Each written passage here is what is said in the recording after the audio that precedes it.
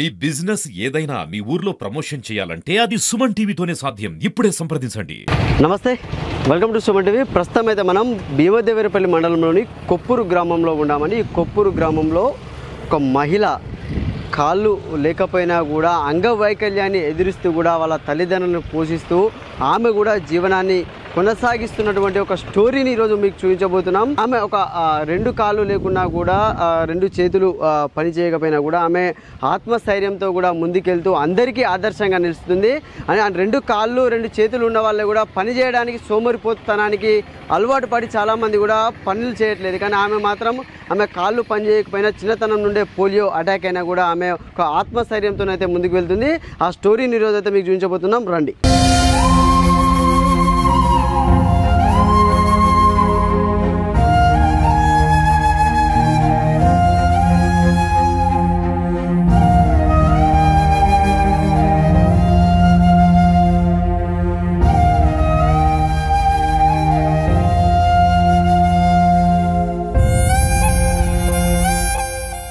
అంగవైకల్యాన్ని జయించి తాను బతుకుతూ తల్లిదండ్రులతో సహా తల్లిదండ్రులకు కూడా బుక్కెడు కూడు పెడుతున్నటువంటి సాంబలక్ష్మి అయితే మనతో ఉన్నారు. అంటే వాళ్ళ పరిస్థితి అయితే చాలా దయనీయం అని చెప్పుకోవచ్చు. అంటే మనం మాట్లాడుతుంటే కూడా ఆమె కన్నింటి పరిణతమవుతూ కూడా మా కుటుంబ పరిస్థితి, నా కుటుంబానికి నేను భారం కాకూడదు అనే కొద్దిగా ఫస్ట్ మొదటి నుండి పూలమ్మడం చేశాను. తర్వాత ప్రభుత్వం నుంచి వచ్చిన వాహనంపై కూడా నేను కూరగాయలు అమ్ముతున్నాను కూడా చెప్తుంది. అసలు ఏంటి వాళ్ళ పరిస్థితి అనేది కూడా మనము ఇప్పుడు తెలుసుకునే ప్రయత్నం చేద్దాం. మనతో పాటు సాంబలక్ష్మి అయితే ఉన్నారు.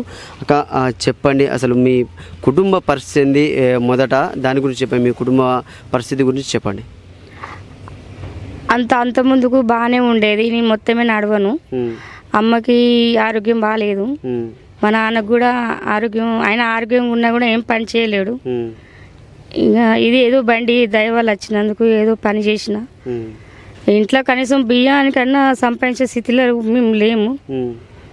ఏది ఉన్నా కానీ దీని మీదనే ఆధారపడుతున్నా. కానీ ఇప్పుడు నాకు షాపు ఇచ్చినా కానీ నేను అలా కరెంటు బిల్లు కట్టుకోలేకపోతానా. కొంచెం ఎంతైనా ఇక రూపాయి 2 రూపాయలతో అయితే ఏం కట్టగలుగుతా. ఇంట్లో చూడండి, అమ్మకు టాబ్లెట్లు, నాకు కూడా ఆరోగ్యం మంచిగా లేదు. మొన్న సచ్చేదాన్ని బతికినా నేను. బీపీ 280 బీపీ పెరిగింది ఈ టెన్షన్ వల్ల. మీరు ఇంత వైకల్యం ఉన్నా కూడా ఎందుకు కూరగాయలను పూలు అమ్మడానికి ఎందుకు నిశ్చయించుకున్నారు? మీకు ఆ ఆలోచన ఎప్పుడు పుట్టింది అసలు? అంటే నాకు ఎవరితోటి సహాయం పొందొద్దనే ఆలోచన. నా కాళ్ళు లేకున్నా ఏం లేకున్నా కానీ నా ఒక 10 రూపాయలైనా ఉన్న నాకడ, అందుకే అమ్ముకొని బతకాలనే ఆలోచన. అంతే తప్పించి ఎవరి మీద ఆధారపడొద్దనే ఆలోచన. ఎట్లీస్ట్ కానీ 10 రూపాయలైనా సంపాదించలేనా అనే ఆలోచన నాకు బాగున్నది. ఇప్పుడు మీరు ఎప్పటి నుంచి ఇది మొదలు పెట్టారు ఎప్పుడు మీకు ఈ ఆలోచన వచ్చింది అమ్మాలని? అంత ముందుకు అంత బాగానే ఉండేది. ఇప్పుడు అమ్మకు ఆరోగ్యం బాగాలేనప్పటి నుండి నేను ఎలాగైనా ఏదో ఒక పని చేయాలి. బండి ఉన్నది చేతిలో బండి ఉన్నప్పుడు ఊరికే వృధా చేయొద్దు కదా అనే ఆలోచన. ఏదో ఒక చిన్న పని చేసుకొని బతకాలనే ఆలోచన. మనం ఎవరి మీద ఆధారపడకుండా మనం 10 రూపాయలు సంపాదించుకొని ఆ పైసలతోటి తినాలనే ఆలోచన కలిగింది నాకు. అంటే మొత్తానికైతే మీరు అంటే తల్లిదండ్రుల మీద ఆధారపడేది అనే ఆలోచన అయితే మీకు పుట్టింది. మీ కూరగాయలు కానీ పూలు అమ్ముకుంటూ ముందటికి వెళ్తున్నారు. అంటే ప్రజల్లోకి వెళ్తుంటే అంటే గిరాకీ అవుతుందా, అసలు ఏంటి పరిస్థితి? అంటే చాలామంది మంచిగా ఉన్న వాళ్ళే అమ్మితే ఓసారి గిరాకీ కాని పరిస్థితి ఉన్నాయి. ఎట్లా ఉంది? అంటే కొంటున్నారా జనాలు, ఏమంటున్నారు అసలు? ప్రజలైతే చాలా మంచి వాళ్ళు. ఇప్పటి వరకు అయితే నన్ను చాలా ఆదరిస్తారు. నేను ఎంత గిత్త పెట్టి కొనమంటే అంత పెట్టి కొంటాను. అంతేగాని వాళ్ళతో నాకు ఎలాంటి ఇబ్బంది లేదు. వాళ్ళంటే వాళ్ళు చేయబట్టి ఇప్పుడు కొంచెం తీరున్నా. నేను అంత ముందుకు ఇంకా దారుణంగా ఉండేదాన్ని. నేను ఇంట్లోకి వెళ్ళి బయట వెళ్ళిన పరిస్థితి నాది. ఇప్పుడు ఈ వాళ్ళు చేసే సహాయం వాళ్ళని బయటకు వచ్చిన అయినా చాలా ఇబ్బందిగా ఉన్నది. అప్పుడు అమ్మకి ఆరోగ్యం మంచిగా లేక 5 లక్షల దాకా అయినాయి. ఆ అప్పులు కట్టలేక చిట్లు కట్టలేక అమ్మ చిట్టీలు అప్పుడు ఉండే, ఆ చిట్లు కూడా ఇబ్బంది అవుతుంది. నెలకు కనీసం 20,000 దాకా కట్టుడవుతుంది. ఇబ్బంది అంటే ఇబ్బంది. కూరగాయలలో ఏమొస్తుంది, షాప్లో కూడా చాలా తక్కువ. మీరు ఎంతమంది మీ అమ్మ నాన్నకి మీరు ఎంతమంది సంతానం, మీరు ఎంతవరకు చదువుకున్నారు, ఎక్కడ స్కూల్లో చదువుకున్నారు? మా అమ్మ నాన్న మేము తోడబుట్టిన వాళ్ళం 4, 2 అన్నదమ్ములు, 2 అక్క చెల్లెళ్ళు, నేను 3 ఆమెను.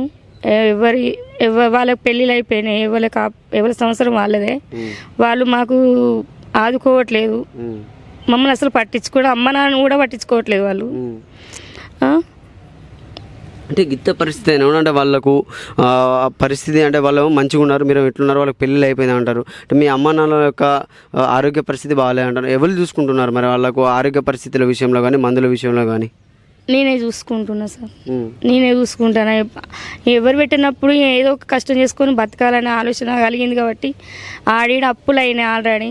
ఆ అప్పులతోటి అమ్మని బతికించుకున్నా. ఎట్లా చేసినా అప్పులు తీర్పేదాన్ని కావాలి. ఆ టెన్షన్ వల్ల నాకు ఆరోగ్యం మంచిగా ఉండలేదు. అంటే మీరు ఎంతవరకు చదువుకున్నారు మామూలుగా? నేను 6 వరకు చదువుకున్నా. చదువు మీద బాగా ఆలోచన కానీ నడవలేని పరిస్థితిలో ఉండిట్లా చదువుకోలేదు. 6 వరకు కంప్లీట్ అయిపోయింది. అంటే చదువుకోవాలనే ఇంట్రెస్ట్ ఉండేనే అందరితో పాటు అందరూ అంటే మీ క్లాస్మేట్స్ కానీ మీతోటి వాళ్ళు కానీ స్కూల్కి వెళ్తుంటే మీకు ఏమనిపించేది? నాకు చదువు మీద బాగా ఇంట్రెస్ట్, చదవాలని బాగా ఇంట్రెస్ట్. ఎక్కడ పేపర్లు కనబడ్డా కానీ ఊరికే చదువుకుంటూనే ఉంటా, అంత పిచ్చి నాకు చదువు అంటే. సో చూడొచ్చు, చాలా దయనీయమైనటువంటి పరిస్థితుల్లో మాత్రము సాంబలక్ష్మి కానీ వాళ్ళ కుటుంబం కానీ ఉందని చెప్పుకోవచ్చు. అంటే ఆమె సంకల్పమే ఆమె కుటుంబాన్ని కూడా ముందడికి నడిపిస్తుంది.